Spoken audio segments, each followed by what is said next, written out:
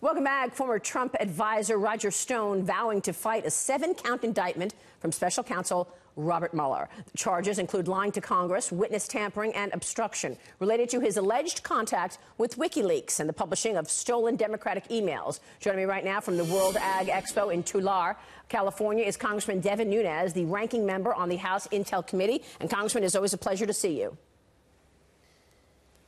Great to be back with you this morning. Well, I want to get your reaction to the Stone indictment, in particular because the special counsel charged Stone with lying to your committee in 2017, the House Intel Committee, about his interactions in 2016. Your reaction? Well, for 2 years, our committee has been mocked by the left and the media as not a serious investigation. Yet, if you look at the indictments of the Russian actors, those came from our committee, that stuff that the Republicans found. Now you look at Roger Stone. Roger Stone is kind of an odd political figure. He's one of these flamboyant guys who runs around and is kind of a press guy, kind of this type of guy, says a lot of things, and hangs out with some very scurrilous people.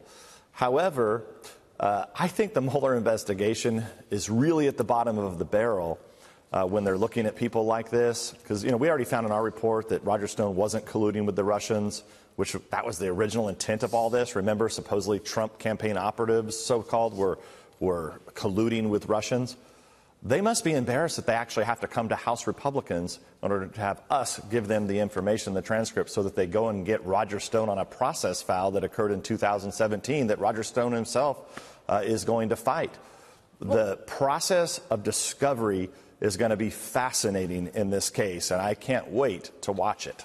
Well, look, in testimony last summer to congressional investigators, Bruce Ohr from the Department of Justice revealed that the FBI and justice lawyers were warned about a series of contacts, were warned that the dossier that they were using to get a wiretap on Carter Page was paid for by the Clinton campaign and the Democrats. This very important piece of information has not been focused on at all. Let me ask you about that, because the redacted version of the FISA application released shows the FBI did not mention a connection to the DNC or Clinton.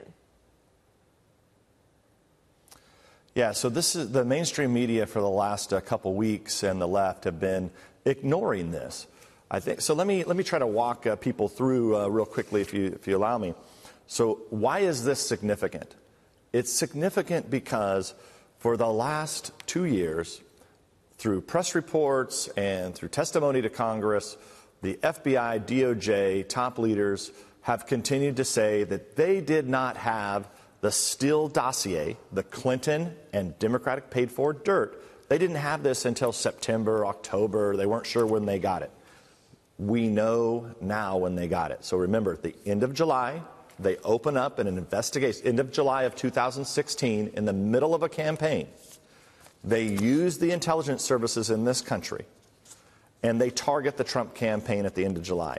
At the same time, Bruce Ohr, the top career official in the Department of Justice, is acting like some kind of secret agent, meeting with this Clinton Oppo guy, okay, who's digging up dirt. He's meeting, taking custody of this information, feeding it directly into the FBI and DOJ. So I'm happy that now DOJ is going to take seriously lying to Congress. They're going to go after Roger Stone for lying to Congress and obstructing a congressional investigation. They need to start with themselves.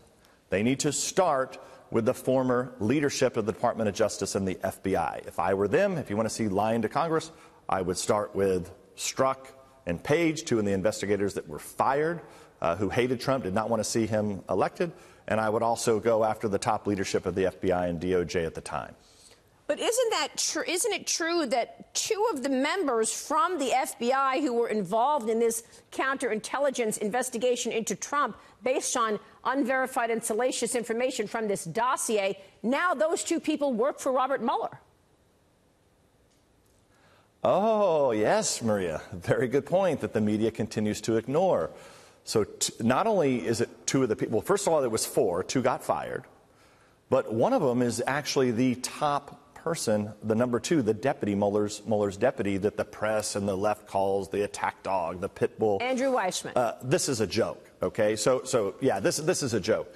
We need to know what's in the scope memo, okay? Did these guys, did the two left, because the other two got fired, the two that left on the Mueller council, special counsel, were they involved in the chain of custody of this information? Because they were involved. They got the information from Bruce Orr. Did they disclose this to the FBI? Because remember, let me make the major point. None of this was disclosed to the FISA court when they went and spied on the Trump campaign using these very sophisticated tools that we have in our arsenal that are supposed to target terrorists and other bad guys. They use to target a political campaign operative, okay, on the Trump campaign using this dirt. These people were all in the chain of custody of this information. It's absolutely ludicrous. So look, if this doesn't get solved, here's what's happening, Maria. Yeah. Here's what's happening. If the Department of Justice and the FBI do not go after and prosecute these people for lying to Congress, if they don't clean up their act and actually get down to really, are you going to find Russian collusion or are you not with Trump, because you haven't found any yet, are you going to go after the Clinton campaign for colluding with Russians? Is anyone going to do that at the Department of Justice, FBI? We have to have a Department of Justice and FBI in this country that 99.9% of Americans have trust and confidence in, that they're impartial, that they're not going to be political. Will William Barr do it, the incoming AG? Will Robert Mueller investigate this within his special counsel report? Well, Mueller definitely won't do it. I mean, they're so tainted already by this. I can't imagine that they would. What about Bill Barr, let's not forget. AG? Where's the accountability, Congressman? I don't know if Bill Barr will. I hope so. I hope Bill Barr will do it. But remember, our investigation is not over. The walls, we continue every day to get more and more information. The walls continue to close in. Let me mention something else that I think is very important. Real quick. We don't even know what Mueller's doing. We haven't seen the scope memo. We don't know what he's been given to do, right? We don't know what he's supposed to be up to. Right. I think it's possible that the Steele dossier, the Clinton dirt, is what's in that scope memo that they refuse to make public to the American people and even refuse to brief Congress on. Welcome back. We are back with California Congressman Devin Nunes, ranking member on the House Intelligence Committee. And Congressman, a moment ago, you said next week we will see more transcripts released. You said your investigation is ongoing. Will you be making criminal referrals? Look, the goal of all this is to make sure that everyone's held accountable. So we will be taking all the information. We continue to I think the walls are closing in. We're getting closer and closer and closer to the people that need to be held responsible for this. Now, remember, we don't have a police force, okay? And the Republicans, we don't hold the gavels anymore, right, in the House. So all we can really do is refer people to the Department of Justice for prosecution. And for this to be investigated. So I'm hopeful that will happen with the new Attorney General, but we will continue to compile information, we will continue to conduct interviews, and we will continue to be transparent with the American people on this. All right, and you said the scope memo is very important. Why is that so important that you see the scope memo, which basically tells us why they launched the special counsel investigation into Trump potential collusion? Yeah, so if you remember when the special counsel was first named, there was no, when Rod Rosenstein and the Department of Justice had the first information that was put out, I don't even think it met the regs. So that was around April, May of 2017. You have to go all the way to August that they put another memo forward and gave direction to the special counsel. We have no idea what's in there, okay? I'm just speculating here, okay? But I believe it's very possible that they used uncorroborated information that came from the Clinton campaign, and that could be in there as part of what they told the special counsel to do, which would be a major, major problem.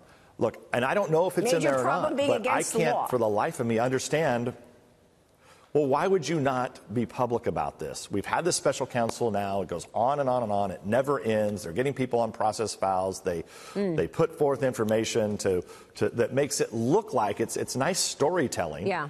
Because when you read these indictments, it reads like a secret spy novel of all these characters hanging out with Russians. But the truth is, they're getting them for process files, and there's no evidence of collusion with Russians, except for the obvious people that were colluding with the Russians, which was the Clinton campaign and the Democrats. Let me move on to another investigation that your committee has been all over, and that is into China and what China has been doing. We've been talking about this with you for a year. This most recent case, a spy case linked to China, raising red flags for now Poland, one of the U.S.'s very important allies. We've got a meeting this upcoming Wednesday between U.S. and Chinese officials that we could see a deal happen before March 1st deadline between U.S. and China. But the idea of espionage, IP theft, forced technology transfer. I spoke with Dr. Fang, who is one of the officials in China who oversees the financial services industry. Here's what he said when I asked him about a potential deal in terms of opening markets in China and other things. Listen to this. Obviously, opening up the markets in China appears to be a priority for the Chinese leadership to the rest of the world. Yes. How much of a priority is the forced transfer of technology and IP theft? I'm not an expert in this area. You know, we are against forced technology transfer, and IP theft, of course, is not something that we would like to see. I think we can sit down and talk about these things. Would that be something as far as part of a deal with the United States that you would try to make progress on those issues? You know, we are willing to talk to the United States on every issue that the U.S. raises. And our overall objective is to have, you know, a cooperative relations in economics as well as in other areas with the United States. So where are we on all of this, Congressman? Because one fear among both Polish and U.S. officials is that China might have accessed Allied intelligence shared with Poland and then passed it on to Moscow. Well, what I would say first is that congratulations to our allies. The Polish government, as you know, have been in a very difficult spot in the world, right on the Russian border. And for them to, with an emerging economy, a growing economy, for them to take on the Chinese juggernaut, hats off to them for taking this issue seriously. So what the Chinese are doing is that they have these companies that are essentially owned by the party, the Communist Party. And essentially, this is a dictatorship. There's very few people that own these companies. They weaponize them. So when all over the world, you have Chinese technology, specifically as it relates to infrastructure, on communications infrastructure. They'll go in and they beat every other company around the world. And in fact, they've driven a lot of companies out of business because they come in and undercut. Now, how is that possible? It's not possible. But they want to have control over all the comm systems, the communication systems all over the globe. And I think what the Poles realized was that they were coming in, doing that to the Polish infrastructure. And we need to make sure that all of our allies around the world are not using this Chinese technology until they're willing to be totally transparent and have multiple people looking over this technology. Right, and that's why the CFO of Huawei was detained, and that's what you've said. You've talked to us a number of times on this program about what the Chinese are doing in African countries. We will take care of your whole telecom infrastructure, no problem, free of charge. We know nothing is free because they're tapping into your phone calls and your intelligence. Look, you just mentioned Russia. I also had a conversation with the General Secretary of NATO while I was in Davos last week, and here's what he said about NATO and the U.S.'s involvement along with our European friends. Watch this. NATO is an alliance of 29 allies from both sides of the Atlantic, with different political parties in government, different history, different culture, and some are neighbors of Russia, some are not. So there are differences, there are disagreements, also, for instance, on energy issues. But the strength of NATO is that despite those differences, for instance, on this pipeline from Russia, we have always been able to unite in NATO around our core task, and that is that we protect and defend each other. So I remember a couple of times ago when you were up on this program, Congressman, you called us from Georgia. And we were talking there, I was talking with Jens Stoltenberg about this pipeline that Germany is relying on from Russia. Why wouldn't Germany want to buy energy from the United States, now the #1 producer, rather than being vulnerable to Russia, given what we know about the Russians? Well, with the current Russian aggression that's taking place all over the globe, and especially in Eastern Europe, it's amazing to me that the Germans have not figured this out. You know, after 2 world wars, after the Cold War, you'd think they would figure this out. They don't seem to care, which I think should bother everyone around the globe. The Germans are great allies of ours. They have a big economy, but yet we were just talking about Poland. Poland, Romania, and others realize that as long as the Russians and Putin are acting the way that they're acting, it is not okay for people within NATO to be striking deals that would make them reliant, totally reliant. That's the problem here, is if you become reliant on a dictatorship like the Putin regime, you really put yourself and you put all of Europe in a very bad position. So, you know, where does the gas need to come from? I think it needs to come from places like Central Asia, Azerbaijan, North Africa, and the United States. And, you know, I believe that Poland actually did already take in LNG, purchase LNG from the United States. So until Russia cleans up their act, we should not be putting in new pipelines at all, because it just goes to fund this radical regime. Congressman, it's good to see you this morning. Thanks so much. Thank you. Congressman Devin Nunes.